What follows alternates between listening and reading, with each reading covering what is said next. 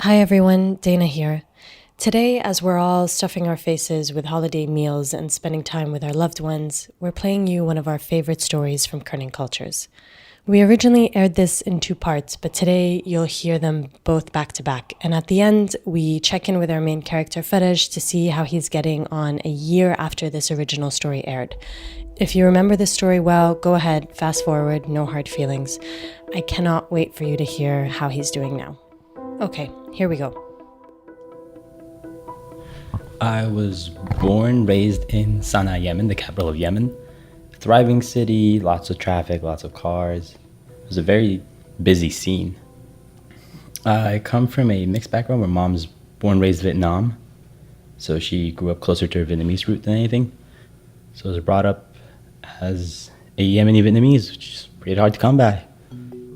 Do you know any other Yemeni Vietnamese? Yes, there is actually so all the Yemeni Vietnamese that migrated out of Vietnam, they were captive in a camp. They would live there and all that, but they're all just restrained in there. After a while, the camp was taken over by military coup. They spread out, but all those families kept in touch with each other. So we do know a bunch of other Vietnamese Yemeni families. We need to back up for a second. What? Can you tell me in more detail? Hey everyone, this is Dana. I'm a producer at Kerning Cultures. I'll be taking over from Hiba for this episode. This story will be told in 2 chapters. This is chapter 1. All of it begins and ends with one person, 24-year-old Faraj al-Badani, who you just heard. He is a Yemeni Vietnamese living in California. And when I first met Faraj, I thought, whoa, that's a cool mix. A Yemeni married a Vietnamese in Yemen. They had kids. Interesting. Not a mix I've heard of before, but it's not insane, right? And then Faraj started talking to me about how his parents met, about this small moment in time when Vietnamese refugees fleeing communism in the 1970s were secretly sent to Yemen for safety and lived in camps in northern Yemen. And I thought, what? Few people had studied this, there was almost nothing online, and the most Yemenis could tell me about this Vietnamese community in their country was that they remember eating at a Vietnamese restaurant once upon a time in Sana'a. But about how the Vietnamese got to Yemen in the first place, who took them there, who facilitated the relocation of these families, who ran the camp that they stayed in, and under what policy?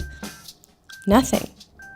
So today, we're bringing you a story from a fleeting moment in history that so few people have heard of or researched, all told through the lens of Faraj and his family. My name is Dana Balut, and you're listening to Kerning Cultures, radio documentaries from the Middle East. Artists from Beirut that have been doing street art. More than is predictable, they've seen it happen. And one story that always kind of captures my imagination. In the morning, dreading going in because I'm going to have to stand in front The of streets lost culture. And you're listening to Kerning Cultures. Kerning Cultures. Well, okay, just why don't you start by explaining to me how you got into the story? This is Casey's managing producer, Alex Atack, who really held my hand through a lot of this episode. Okay, so I met Faraj through a mutual friend. A friend of mine made a documentary about breakdancing in different parts of the world. And Faraj was kind of featured in that documentary when he was still living in Yemen. And I went to a screening of the documentary, and there I met Faraj. And I remember my first impression was that he had walked to the screening from the local airport, and it was a 2-hour walk. And I said, why didn't you just Uber or something? And I remember him hinting that he was kind of tight on cash, but also telling me oh, that's nothing. I used to walk double the distance every day in Yemen to my school. So it wasn't a big deal at all. And he just brushed it off like it was nothing. And I remember he just he stayed in my mind. And then 2 years later, I decided I wanted to maybe explore doing a story with him. And I thought it would be about maybe breakdancing in Yemen. But then it turned out to be nothing to do with breakdancing. The story, I guess, we can start at 1975. And it actually starts far away from Yemen and starts in South Vietnam. Saigon, April the 30th, 8 o'clock. The last American helicopter on the roof of the American embassy prepares to lift off the last of the evacuees fleeing before the advancing communist armies. North Vietnam was communist, South Vietnam wasn't, and in 1975, what they call the Fall of Saigon is when the North Vietnamese forces ended up taking over South Vietnam to become, what eventually still is a communist government. For the first time in 20 years, the face of Ho Chi Minh was on display. The evacuation plan was a shambles. Desperate refugees walked or ran along the road. Many have already covered 200 miles in 12 agonizing days since the decision to abandon the Central Highlands without warning. So how the story goes is that there was a community in South Vietnam that had Yemeni blood, or they had Yemeni descendants, or were half Yemeni in some way, and when the communists took over, feared for their lives. The American airlift only took a fraction of those who wanted to leave, and for hours after the last departure, scores of people still crowded onto the embassy roof in the vain hope of rescue. What historians have told me is that these Yemeni, let's call them Yemeni Vietnamese, although a lot of them were just Vietnamese, but had some sort of ties to Western allies, so allies of the West, allies of the US. And I think that's why they feared for their lives. So these half-quarter, 1/8 Yemeni Vietnamese families ended up getting almost smuggled out of the country and flown to Yemen. And one of those women was Lynn, who happens to be Faraj's aunt. He lives with her now in California. We're leaving at nighttime, and we have to be at the office by 10 o'clock in the morning. At this point, Lynn was about 17 or 18 years old. And then I remember there was a bus that take on of the people who left the country, that go to Yemen. It's a many family, not just my family, to go to the airport. So 500 families from South Vietnam, what was Saigon, now Ho Chi Minh, were almost smuggled out of South Vietnam. And the way Faraj's aunt and mom kind of tell me is that they left, they remember leaving at 10 o'clock in the morning, and they didn't tell any of their relatives. Because we afraid somebody will find out we left the country, and we may get arrested or something like that. That's what I remember. 10 o'clock in the morning, they left. They didn't tell anyone else around them. Were taken to what they say was like the Yemeni consulate in Vietnam, slept there overnight, and then in the middle of the night, these 2 or 3 planes were filled with these families that, like them, had some sort of Yemeni connection to them, and then were flown from South Vietnam to first Thailand. When we get to Thailand, we have to sleep in the airport. Thailand airport for 3 or 4 days, I think. And then from Thailand to Pakistan for a couple days, and then from Pakistan to Yemen, where they ended up in a refugee camp in Taiz. I mean, what kind of life did Faraj's mum and her sister kind of move to when they moved to Yemen? Yeah, a hard one, a very, very hard one. So Faraj's aunt, as she recalls it, she says our entire family had $5 when we arrived and 2 change of clothes, and that's it. We only allowed to have 2 outfits for each one of us, and that's all we have. And we have no money, nothing at all, and it is very scary. So wait, do we know like who arranged or enabled these flights and who was kind of running that whole thing? Yeah. So والذي ستوصل إلى كرش لكي تربط شطري وطننا اليمني الواحد. They had come under the I don't want to say invitation, but I will say the welcoming of the Yemeni president at the time, which was President Hamdi. In particular, this kind of policy of Hamdi to welcome refugees, because in addition to welcoming people from Vietnam, he also welcomed people from Ethiopia. And I guess it was an overall policy to welcome these refugees that were seeking, I guess, in quotations, a better life. I don't know that it ended up being a better life. Hey guys, it's Hiba, co-founder of Kerning Cultures. Kerning Cultures is an independent podcast company, and we need your help to make these stories possible. We just launched on Patreon, which is a platform that makes it easy for you to financially support this production. Tiers start at $5 a month, and we have all kinds of rewards and Casey swag you'll get in return. Go to patreon.com, that's patreon.com/kerningcultures. Now back to the show.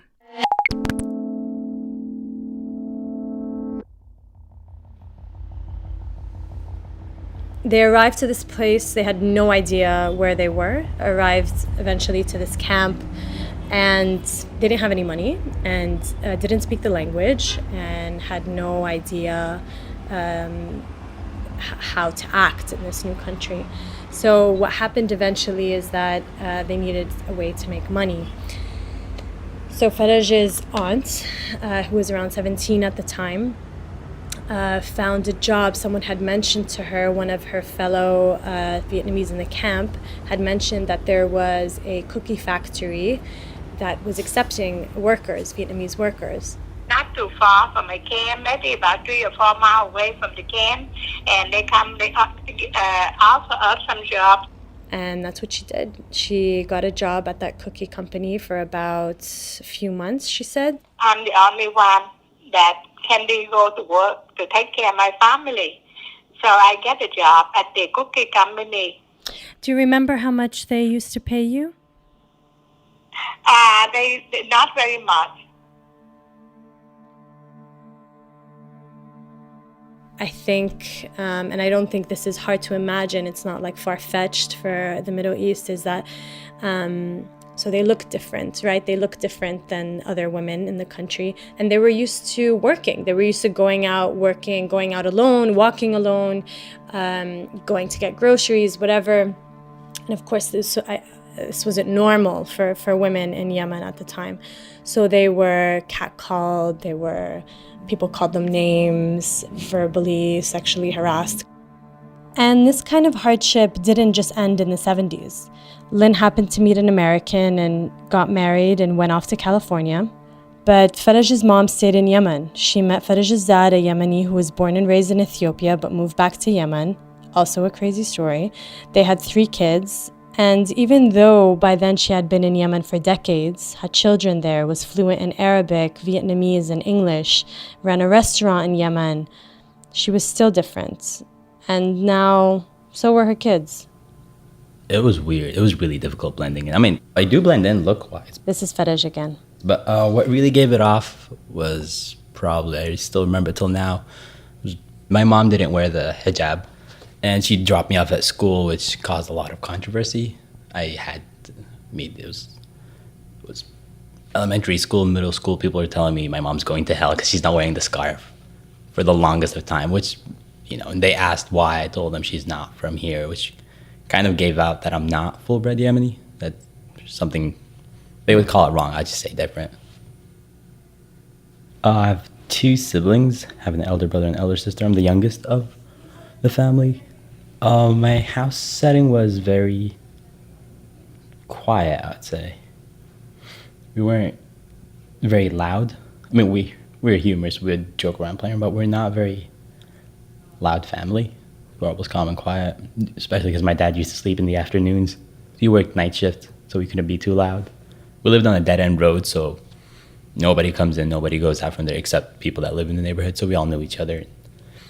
And my mom's the kind of person that likes to wake up early, go out, help just clean in front of the house, keep the neighborhood organized, which just made the people favor her because they did it too in our neighborhood. So everyone just got along. Actually, a lot of people would send their kids over. My mom tutored them, keep them in daycare, teach them English. What was your mom like? Well, my mom is the definition of a saint for me. I mean, she would house any living creature that needs housing. She'd cook for whoever's hungry, help whoever she can. She'd never complain. She's really resilient. Definition of a hustler, I'd say. But she had rules, and if you break the rules, I mean, it got bad. It's typical Middle Eastern mom. She'd throw you with a sandal or something, chase you with a belt around the house. My dad was an alcoholic for as long as I can remember.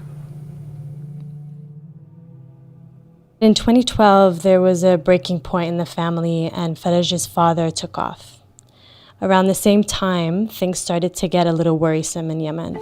You're looking at the aftermath of a deadly attack on Yemen's defense ministry in the capital of Sana'a. Men wearing army uniform have attacked the gates of the Yemeni Ministry of Defense. The barely reported attack in the capital city of Yemen was typical of Al-Qaeda's current tactics. There is some gunfire now in the background. I'm not sure if you can hear, but just as we came on air, there was also continuous gunfire. I remember it started getting a bit more hectic. I remember starting hearing more explosions around. Suicide bombers started appearing everywhere. It was like in your region. Like you can hear the explosion, your windows shatter, you hear the windows flapping around, you can hear the glass buzzing and all that, and it just progressed more and more from there on. With this in the background, it was also becoming clearer that there weren't too many promising careers for people like Faraj, who were smart, trilingual, hardworking, but also, not fully Yemeni. So in 2015, Faraj's family made a decision. Why did you decide? Faraj told me that as a family, it's like you all decided that he would be the one to go to the U.S. This is me speaking on the phone with Faraj's mom, who is still in Sana'a. Why him? Why not Jamal or Hind? I want him to be, don't feel bad, because his father left and he's very young. I want him to think about his future. It's not like his sister and brother. Yeah. We sacrifice because of, we want to do him to become not like us, not like me or somebody else. My daughter and my son say that is okay, because Faraj is not, like another child or something. We say, okay, let him go. We can sacrifice for our life, but not him. I remember my family dropping me off to the airport. We had our neighbor drive us because he had like a big bus and we could fit all the luggage inside. My mom's lecturing me on the bus ride. You better behave, be well, don't make a mess at your aunt's house, don't eat all their food. My mom didn't break a tear until I walked through the scan gate. That's the only time she actually cried when they were prepping the entire thing, and came out, I gave her a hug and gave my other siblings a hug, and then just headed out.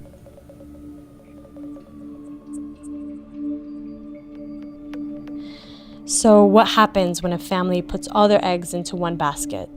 And in this case, it's in the youngest of the family, Faraj. How big of a difference is there between what you think America will be for your son and what it actually ends up being?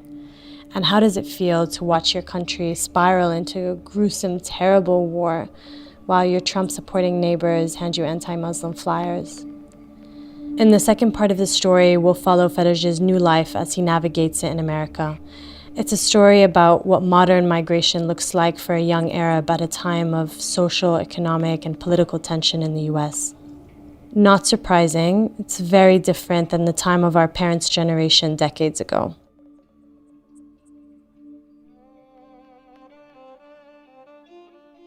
Well, okay, so give me some background. This is Kerning Cultures producer Alex Atack. Like how, what were the events leading up to Faraj moving to the US? So event number one, Aunt gets married to American. So his Aunt Lynn, wonderful woman, meets Frank, and they move to California. Yeah, it was love at first sight. Plus, I'd been contracting for 8.5 years in the Bahamas, Saudi Arabia, and around a lot of places.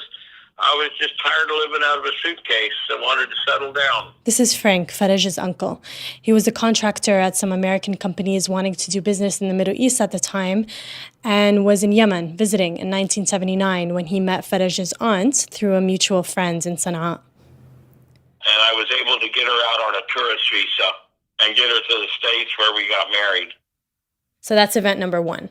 Event number two is that Faraj does really well in school. He's a smart kid. And as the youngest, I think his mom and his two siblings kind of collectively decided that Faraj was going to be their star child. And I guess they sacrificed to give him an opportunity that they would never get.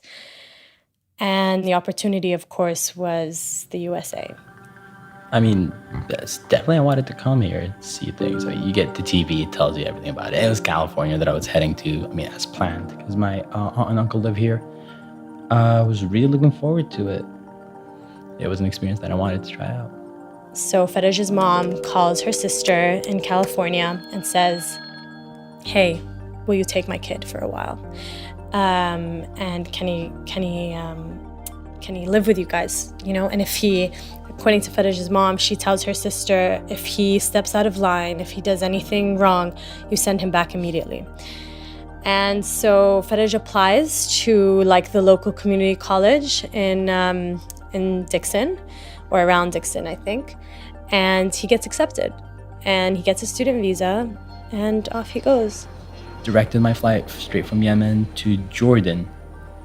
And I had this 7-hour layover in Jordan, in Queen Alia Airport. And I didn't mind that it was a big airport. First time in my entire life I could see an airport that big. I was roaming around. I was walking. I walked around a lot for quite a while. Next flight was Jordan to Chicago, to O'Hare's International Airport. And what happened is I landed in O'Hare and I missed my layover because it's typical. They had to go through my stuff and all that. They scanned me for about 2 hours, told me that I missed my flight, and gave me a hotel room there so I got to stay an extra night in Chicago, which was fun. I did not know how to cross the street. I didn't know there was that button you press for the light to turn green, so I was stuck across the road. I didn't know how to get to Wendy's across the street to eat. Wait, you didn't... So you could literally see Wendy's across the street, but you didn't know that you had to push the button? Yes. So it never turned green? Never turned green. And I didn't want to jaywalk. It was my first day there. It's not smart to jaywalk. I didn't know what was going to happen. So I just went back to the hotel and just had hotel food and slept. And then from Chicago, what happened? Chicago, spent a night there. The shuttle then took me back to the airport, had my flight to San Francisco. That's when I was supposed to meet my family, and I've never met my aunt and uncle before. So it was weird, because I didn't even recognize them when I saw them. They were waving at me really hard, and I was like, why are these people waving at me? And then I got close, and I realized it was them, and we went back. So my aunt and uncle decided to take me out to get some lamb, Afghani lamb. So they take me to this big restaurant. They gave me a huge tray of rice and a huge lamb leg. And I start eating out. And I clearly remember this. I look up and my aunt asked me if I need a box, you can get me a box to take the food back home. And I look at her with a straight face. I'm like, why would you need a box? I ended up eating all the food, and halfway through, my uncle took a picture, and I didn't know. He took a picture and sent it to my mom, and my mom sent the picture back to me, and it was of me munching on the lamb leg, and he says, underneath caption, "We can't afford him if he eats like this, take him back." It was a joke, but my mom sent it back in 2 minutes, and she was like, you better not eat their fridge out. And I was like, I won't, but I was just hungry. I landed in San Francisco, and I thought to myself, this is the life. I don't mind doing this. It's a nice big city. It's diverse. It looks beautiful. And we started driving up towards Oakland. And we drive up further towards the countryside. We end up in a little tiny town called Dixon. It's a very conservative city. I'm probably the third Middle Eastern there, or fourth Middle Eastern there. There's no Middle Easterns there. Barely any people of color. You get some looks walking out the street. You definitely feel that they're not very comfortable, I would say, or just familiar with having someone of my skin tone walking around. The cops are not the biggest fans of me. Within my first month, I got pulled over by a cop because I was riding a bike, and he said I matched a profile for someone who just robbed Home Depot. And all I had on me was just my phone, and I was on a bike. Where was I going to put the stuff that I robbed? So he ended up with getting my ID and everything. And I was like, oh, I guess it's not you. You just came from school. And I was like, yeah. When Faraj applied for his visa to America, and when he first arrived, President Barack Obama was still at the White House. But not long after that, this sea of change was taking place. Right now, a historic moment. Donald Trump wins the presidency. Donald J. Trump is calling for a total and complete shutdown of Muslims entering the United States. President Trump today retweeted anti-Muslim videos posted by the leader of a far-right extremist party in Britain. The threat posed by the Trump ban could impact on a way of life, not just a specific religious group.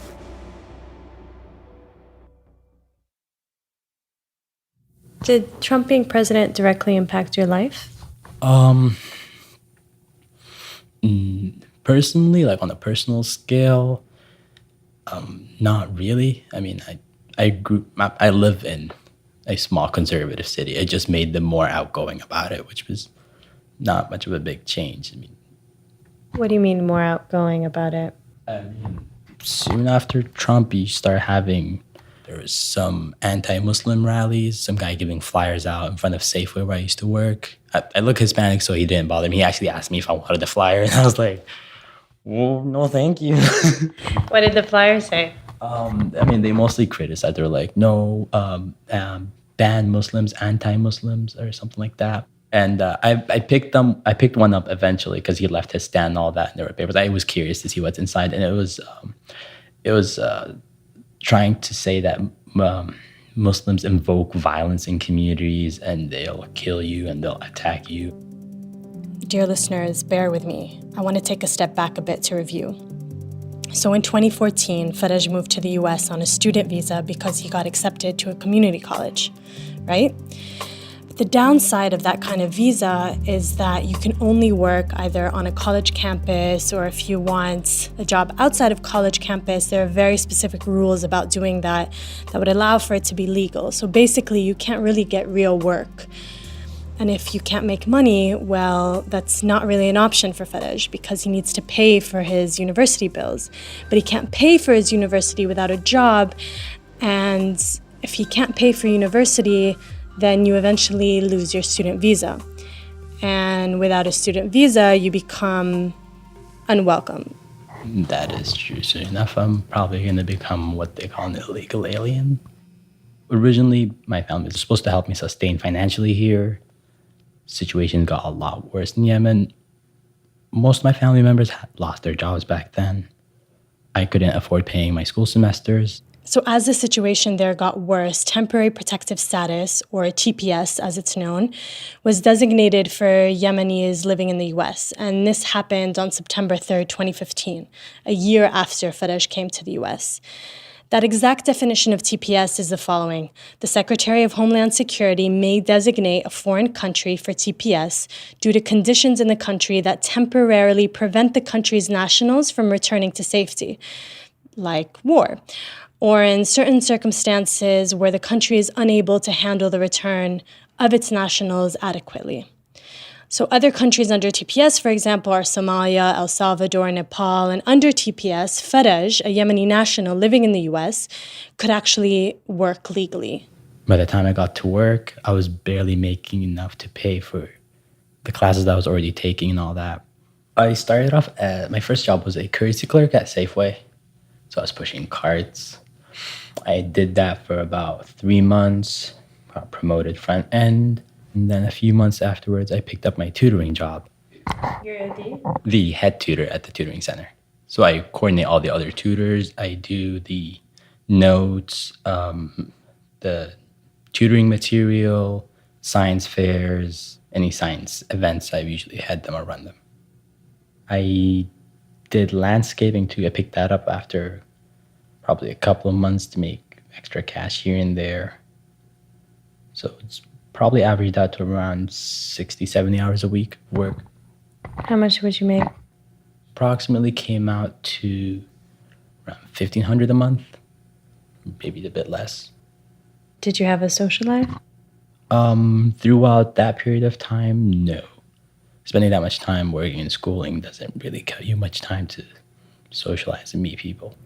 So, although in July 2018, the Secretary of Homeland Security announced the decision to extend TPS designation for Yemen through 2020, Faraj's status does not get renewed. And I don't know if there's any direct link to the Trump administration taking over, so I'm not going to make that link. But I'm going to say that it wouldn't be far-fetched. Because basically in 2017, his application for TPS doesn't get rejected, but it does not get renewed. Faraj calls them a couple times a year, and they've continued to just say it's pending. Usually, just for reference, in the past, it only took him a month or two to get the status renewed. So Safeway, as my TPS expired end of 2017, and the day after, my Safeway got an email from the government notifying them that, well, his employment is expired, so you guys have to let him go. And I got a 2-week extended period because my boss liked me, and she was like, we'll give you 2 more weeks, just get as much work as you can done, and just we can't do anything about it. So he is no longer able to work legally, and so he got this letter from Safeway saying, we can't employ you anymore. So he lost that legal job, which created this financial crisis for him, right? Which is a $15,000 debt to his school. That also means that his school will no longer accept him in the next semester, which means he loses his student visa. So by the end of the year, Faraj will have lost his temporary protective status and his student visa due to the debt. So it's like a cycle, right? What happens is you learn to deal with it. You learn how to cope and just exist with it. We call it numbing it out. So you have to just know that all that you're doing, everything that's happening, you just got to keep your goal on your mind and just move forward to it. That's all you can do. You'd rather live with pride than swallow your pride and choke on it. So at this point, Faraj is 23 years old, and he's not really sure what to do next. He's losing his legal status in America, but cannot go back to Yemen. First, we begin with a developing story out of Yemen, and suicide bombers have targeted at least 2 mosques in the capital, Sana'a. The United Nations is warning that if the war continues, famine could engulf Yemen in the next 3 months. Yemen is a country that is in meltdown. There's not really a word to describe that. It's hard to explain. It's hard to express out. It puts you in a place that you really don't want to be, and seeing everything you knew, everything you grew up to, being reduced to rubble, being told that your people, the population, that your entire country is going down to the drain. It just makes you feel powerless. It makes you feel hopeless. It's that your home is not your home anymore. Your home is not the same place you grew up in. It's being taken away, and all you can do is just watch. How does that reflect in your life here? How does that translate? I don't even talk to my families about my hardships here and difficulties here. If I do owe my school a lot of money, I do go through a lot of work hours, I do go through all that, but I would never withstand being able to complain to my family. Because at the end of the day, I will be complaining about material things while they're complaining about, well, there's an airstrike next to the house just shook, windows just blew, we have no food, people are getting sick, people are dying. So it gives you get the emotional strand that they're going through, but you don't get the physical one, so that does not give you a liberty to complain. What happens now? There's a lot up in the air now, because even if my TPS status gets renewed, that just buys me an extra year, and then it's transfer out and just having to pay the rest. Same amount of stuff, work 60 hours a week to barely maintain what I'm affording now, not even paying off what I previously had. Even if my student visa renews for another year, that's just more debt for me, just collecting up because I can't legally work. So best alternative is just get out, find somewhere else. What do you mean by that? What I mean is, if you have to survive rather than thrive in your community, then it's not where you're supposed to be. You're supposed to be living life, not struggling to get through day by day. You mentioned the option of crossing into Canada. Is that something you're serious about? That's the most reliable plan that I have now. So this all originated when two people Yemenis that I know that were in the same predicament as me just packed up and just drove into Canada.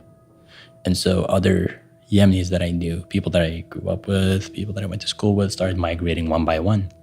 And soon enough, my best friend called me and he was like, have you heard about everyone going? And I was like, yes. And he was like, you might want to consider it because I'm leaving soon. And if you want to hop on, I'll take you with me. And I was like, sounds good. And what does your family think of that? There is no support of any sort from both sides. Do you have like a vision of your future professionally and personally? Not a single bit. There is just a big void or blank. And that's pretty much all I can see is, as far as I can see, is what's going on tomorrow. I can't reach anywhere further than that. And just perceiving the next day, it's still hard enough. Every single day is, what will you do tomorrow? How will you get by today? Faraj, in an ideal world, what would your life look like right now? I mean, it's probably waking up at 7 a.m. and smelling some ajeen in the kitchen. My mom would be baking. And the whole house would smell like pastries. Sometimes you just go buy them from the store and just make a cup of coffee and just sit at the table with like sunlight breaking in, looking at our backyard with all the green plants. With my mom making her infamous Vietnamese food in the kitchen. On a weekend, we're all just eating at the table, just talking over each other in Vietnamese, laughing, enjoying a peaceful life. So this is one version of what modern Arab immigration to the U.S. looks like today. It's a complicated web of visas, bureaucracy, financial headaches in your new country, while simultaneously worrying about your family, your neighborhood, and your country back home. And Faraj's story, with its twists and turns, is not an extraordinary or extreme example either. All around the country, men and women are trying to make the best of the hand life has dealt them. But in Faraj's case, he found a way to go way, way beyond what anybody would expect of him. In Faraj's case, I can't help but share a little anecdote with you. Can you explain what you're looking at right now? I'm looking at my right arm. It has a huge circular bruising size of a dime, maybe, with a big red hole in the middle. It's kind of bruised up, looks kind of yellow in the middle, which is scary but weird. It's right on a vein which they drew the blood from. End of September 2018, I meet Faraj in San Diego. I take a train down from Los Angeles. It's like a 3-hour train, 2.5-hour train ride down. And I meet Faraj in San Diego because he was donating stem cells. How it happened is I was approached 3 years ago on campus by a small table, just 2 people sitting there, and they asked me if I wanted to donate bone marrow. And I just said, okay, it sounds like a work of fiction, because they also told me like my ethnicity is probably not going to match up with anything else. I'm Middle Eastern Vietnamese, so it's hard to come by someone who like is going to narrow down to that. But I signed up for it, and about a year later, they contacted me, told me that I am a match with someone. They confirmed that I am the most suitable donor, and they began running a lot of lab tests and stuff on me. I was getting like my blood drawn every other month. And like it was a lot of like shots, blood donations, checkups, physicals here and there. They walked me through what's gonna happen. They told me like where they're gonna inject me. I was going through a lot of heavy symptoms because they had to give us a drug to induce our stem cell production. So I was going through a lot of migraines, a lot of achy joints, back pains, fever, nausea. I was throwing up all over the place. I looked like a mess. I looked like a zombie walking in. And they just hooked me up to the bed, gave me some Tylenol, told me like as soon as they draw the stem cells out of me, I'm gonna feel a lot better. So I just told them, hook me up right there. And it is voluntary. it's not like, I mean, and he doesn't get anything out of it, I don't think. So can you, I mean, when you asked him like why he did it, what did he say? Because it's the right thing to do. It just, I mean, the way I look at it is just doing what's right. You're doing what you're supposed to be doing in the world. You're supposed to be giving when you can. I mean, it's not going to harm me on long term. In fact, it's not going to have any negative terms on me. So why not give when I can? So it just feels just like right. I'm just hoping it's someone that would make the best out of it. I find this event so fascinating because here is Faraj, only 24 years old, new to the country, and within a couple years has found a way to quite literally and hopefully save someone's life. For free, by the way. But I find this form of giving back to a country that is hosting you particularly moving. Because no matter where you stand religiously or spiritually, there's something quite magical about what happens next. So, explain to me what's happening next. So I told you I know Faraj through mutual friends, right? And so after I found out about Faraj's $15,000 debt to his school and his plans to head up to the Canadian border and just cross it and figure out what to do, in his words, so no plan at all, basically, I reached out to our mutual friends and I told them the situation. And they collectively basically promised Faraj that they would raise money to pay off his debt and allow him to stay and help him get transferred to a university where he can continue his education. Actually, in addition to our friends, Faraj's aunt and uncle, Frank and Lynn, are also helping him pay off his loan. And as of last week, his student visa has been renewed for another year. He's applied to over 10 schools to get transferred out of community college and enter a university to get a bachelor's degree in engineering. So that's karma for you, and a good note to end on ahead of the holiday season.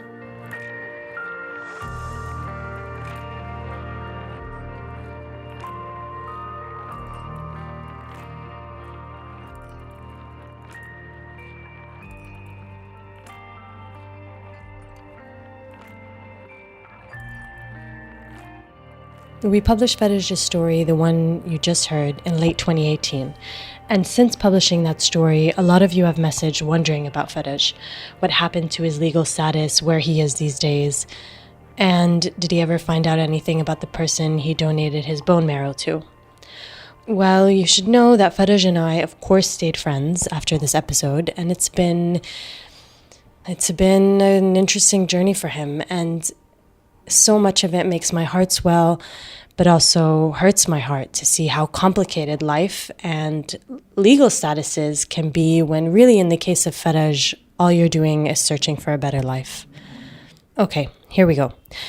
An update on Faraj with answers to all of those questions. Hello. Hi, how are you? When I called him, he was in the car, so I apologize for the audio quality. But he spends most of his days in a car because Faraj sometimes, and at the time that I was calling him, was working for UPS, which is, if you don't know, the mailing and shipping company, kind of like FedEx, which of course means long hours on the road, and especially during the month of December and the holidays. Can you, Faraj, walk me through your schedule? Well, I work 2 to 9 a.m. That's the first shift. It's a preloader, so we loaded up the UPS trucks. 2 to 9, it usually ends up being like 2 to 10. And then I have a little break, like half an hour or an hour. And then I have a shift from 11 to 7. And then I just sleep between that and then 2 o'clock shift. So I sleep till like 1, get up, shower, clean, and head out again for another shift. Faraj, that's a lot. It's not too much. I mean, 5-6 hours of sleep is a lot. It's sufficient. So a lot of people that heard the episode have no idea what your life has been like since then. So tell me, since then, what's happened? I got to graduate. I graduated with 8 associates. 3 of them were transfer associates, so they're kind of like doubles. Okay, and then what happened? Well, pretty much I continued working through 2019 with my tutoring job. And then I got admitted into UC Riverside. I am majoring in chemical engineering. I'm considering doing an emphasis in either nanotechnology or bio-nanotechnology. Okay, so if you didn't fully catch that, last time we spoke with Faraj, he was at a community college in Northern California. And a community college is like a public college, usually 2 years, and you graduate with something called an associate's degree or maybe a certificate, but not a bachelor's degree. It's largely meant to quickly prepare people for like entry-level jobs and maybe a stepping stone towards a more traditional university. So Faraj at this point had lost his temporary protective status, TPS, which we explained in the show, and therefore affected his ability to work legally. But over the past year, Faraj, who, if you haven't already come to this conclusion, is a super special person, full of potential, and it's so clear to the people he meets. So it wasn't really that hard to get his friends to come together.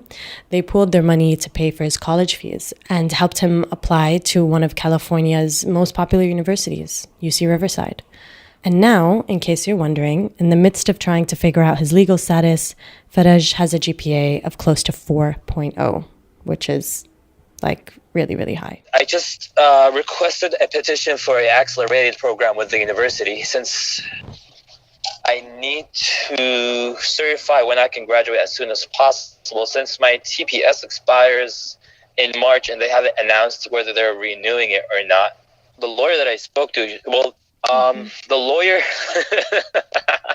lawyer recommended either asylum or marriage. Okay, so have you been on any dating apps meeting American women? No, ma'am. I would rather stick with being fair and honest and trying to establish a life here rather than use someone. I mean, a lot of my friends have offered it. Yeah, but I'd rather be fair and honest, whatever way I go through. I really do believe if I try to take any shortcuts or anything, it's going to come back and bite me. Faraj, how's your family in Yemen? My family they're doing well. There's not as much conflict going on in the capital anymore, so they're a bit more free to move around. Yeah.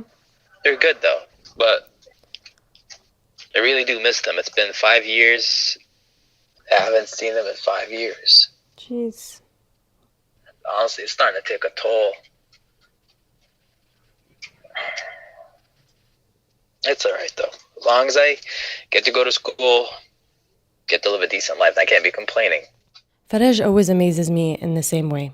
How calm and mature he is about very serious feelings and challenges.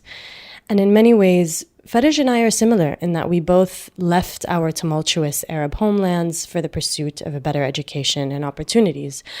But me, I visit home every year, and I have a U.S. citizenship, so don't have any problems with legal status, but I'll still find reasons to cry from homesickness and complain, not just like alone in a bathroom, but to tons of people.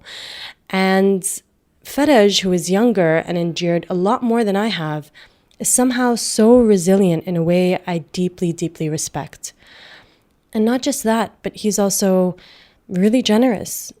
If you'll recall, when I first went down to San Diego to interview him, he was there because he was donating his bone marrow. And it turns out the recipient of that bone marrow survived. Oh, they actually sent me a response yesterday. They sent me an email asking me for to approve releasing my information for him. He requested to contact me. They just sent me an email, a release form of my approval of release of my information for him. So they're going to give him my phone number and email after the release form passes through. And somewhere between excited and odded out about it, because I don't know who it is. I don't know anything about the guy other than he's 53 years old. And if he's contacting me, that means he's okay. So I guess that's a good news. Oh my gosh. That is incredible.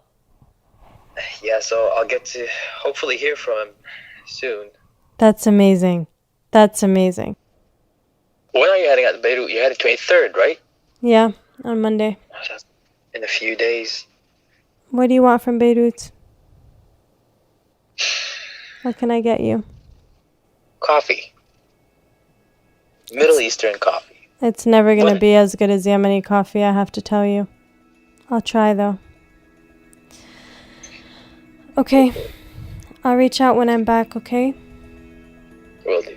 All right, then. Okay. Keep in touch. Keep me posted. Okay. And Okay. safe travels. All right. Yalla. Take care. You too. Bye. Bye-bye.